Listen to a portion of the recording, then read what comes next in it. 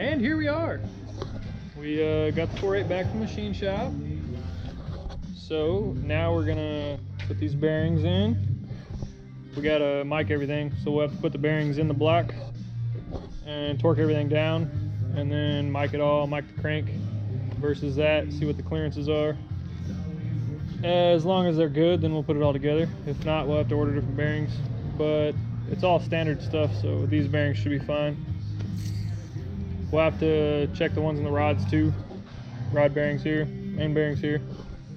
So we'll have to get all the rods that we are gonna put in the engine. I think we gotta replace 3 of them, but the ones that we have and then the other ones we gotta clean up and check them.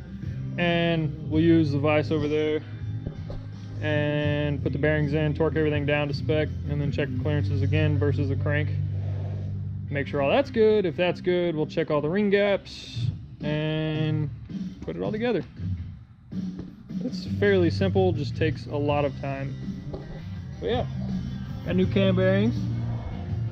All stock bottom end stuff. Still gonna be stock bottom end. The only thing we're changing is the bearings because they were all trashed. If you've seen the video, I don't know how it was still running. But yeah, we'll be back. And here we are. We got the crank all in the 4.8. It's nice. Checked all the main bearing clearances. They were around like 2.5 to 3 thou, which is good. We made sure that the cam will slide in. It goes in good, has good bearing clearances. I'm assuming I'm not going to mic any of that, but it didn't rub or anything. It spun real free. So. The next thing is checking the rod bearing clearances. I've already done one, so I have 3 more left right here. 1 already in the vise. Those are the ones that came out of here. We had to replace 3, so I got some more over there. I need to clean them up and check the bearing clearances. So to do that, I torque it down in the vise and then just check it with these.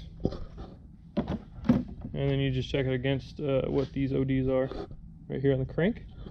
So then you'll get your clearance. Hopefully we'll be around 2.5 to 3 on those. And then that should be good. Got to check all those, go ahead and mic the pistons, and then pull all the rings off and make sure that they have enough gap, put all the rings back on, and then put the pistons in. I'm going to try to do all that tonight. Shouldn't take me too long. But yeah, I probably won't record much of all this process, but just showing and letting y'all know we're using stock bearings, stock rod bolts, stock pistons rods. I'll be using the stock rings, all that. The only thing that we didn't use that was stock is cam bearings and main bearings, because I don't think I had any good main bearings that were stock. But it's really not that big of a deal. Everything else is stock bolts. We will have head studs, LS9 head gaskets, stock heads. They're not ported. I think they're 241s. We got that cam over there spec'd by John Simpson, and that's about it. I really don't know what intake we're gonna run yet because we broke that LS2 intake that was on it. We have access to some LS6s, I think, so we may run one of those. Could run a truck intake. I think a truck intake will, well, we don't have a hood, so it will clear. We have a hood, we're not gonna put it on. Not yet anyways, we may need it eventually. But anywho, if I get it built tonight, then all we'll need left to put on is the heads, so that won't be that big of a deal. Hopefully we'll have this going relatively soon. I'm about to go on nights, so that's gonna screw everything up. But hopefully I can get this one running. Also working on a whole bunch of other projects, so yay me. We'll see. Alright. Got all the rod bearings checked. They're all within, I think, 2 to 3, most 2.5, somewhere in there. I had already gapped all these rings before with both engines that these pistons came out of, so I'm just going to run it. But yeah, stock rings, that are gapped. They were probably, I mean, I don't know the exact numbers because it's been years, but around like 28, 30, somewhere around there. So yeah, I'm fixing to put all of the pistons in the 4.8. After that, all I'll probably do tonight is put the cam in and like oil pump and stuff like that. But yeah, nearly there. All this stuff doesn't take very long, so I'll update as I go. Maybe. Alright. So we're on the last one. What I do, I put oil all in it, put it on the ring compressor, tighten that up, and then put some grease in the bearing. Lubriplate is what it's called. Put it in, you'll put the dot facing the front of the engine, and then I tap it in with the hammer real gently. After that, guide it up on there by hand pretty much. It should slide in pretty easy. They all have so far. And then put some lubriplate on top bearing, put the top bearing cap on. I haven't torqued any of these yet. I wanted to just get them all in, and then I was going to go ahead and torque them all down. That way I don't forget one or whatever.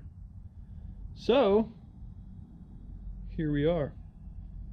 About to put this one in, and I'll start torquing stuff down. Alright, so got them all in, got them all torqued. Spins pretty good. Doesn't take much effort.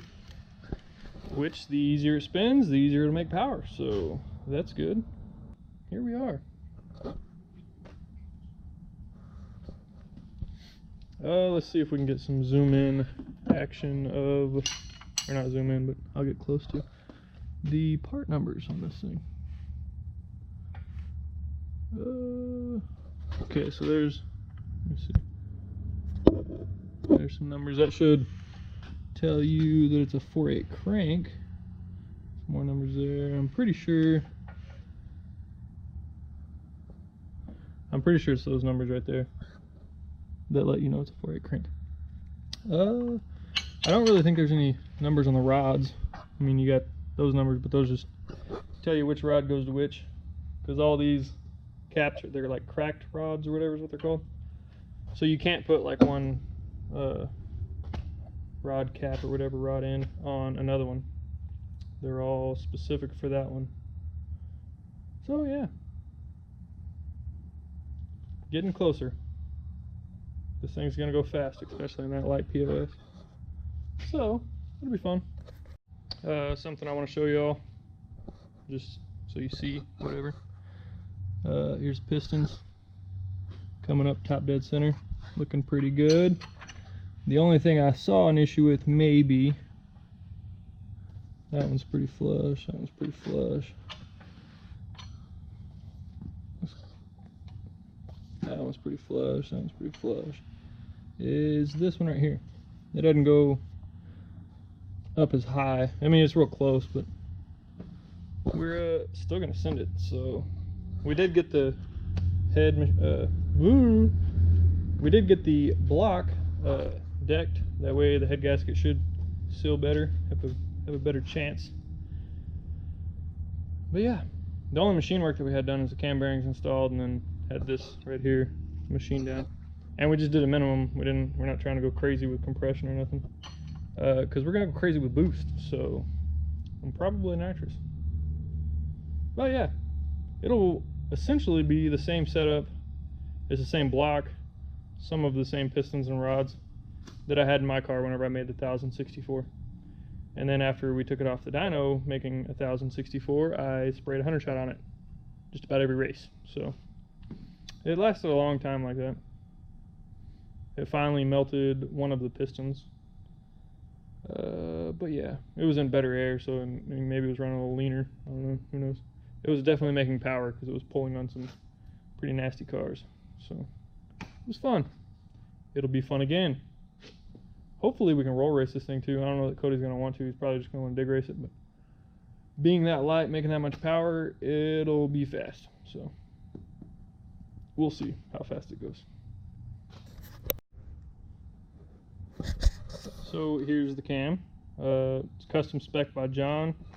we've already cleaned it and installed it once, so now I'm just going to lube it up and put it in there for the final time, and then I'll show you that we set timing or whatever. It's a double roller timing chain.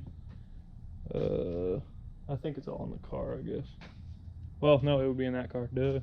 I got 2 engines here that I'm building for 2 different cars, so yeah, fun stuff.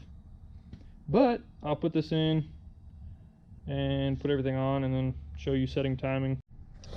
Another little tip on the cam plate, cam retaining plate, whatever you want to call it, cam seal. This should have a raised lip. If it doesn't have a raised lip, then you need to replace it, which this one does, so it's good. Here's the timing gear. It's got a little bearing on the back side, so it rides up against this. I guess I will pull apart the pump, check the pump, make sure it's good, just kind of clean everything up and put it together. I already got the cam in, so yeah, not too much longer. Alright, so here it's in time. You got your dot there. On the bottom it says 0, I believe. There's R2 and A2 if you need to degree the cam, which we're not going to do that. So we're just setting timing dot to 0. And it's also, whenever you roll it up and pointing straight up, then the 0 will be up again, which is right there. You can roll it around again, and it'll point at each other again. So you can't get it like one tooth off. If it's like that, whatever, no, don't do that. So boom, it's simple, easy, not complicated at all. So now I will clean up and put on the oil pump, and then that'll be it for today. All right, we got the oil pump already. These are your spacers for whenever you're running a double roller timing chain. This one, we'll just go over here, doesn't matter, you can get it either way. This one, however, it has to go this way. You can't put it this way because it's blocking that off. And if for some reason you want to put it over here, you'll have 0 oil pressure. So it has to go that way. Yeah, I'll bolt this up and then I'll be done. Alright, so got all that bolted together. Spacers on there, timing chain, oil pump. I also put some lubricate inside the oil pump. Putting lubricate in there makes it to where it won't run dry for as long until it picks up some sort of lubrication. But yeah, hopefully pretty soon we'll be able to put all that together and then drop it in. But there she is in all her glory. Good old 4.8. Hopefully she's just as much of a gangster as she used to be. We'll find out.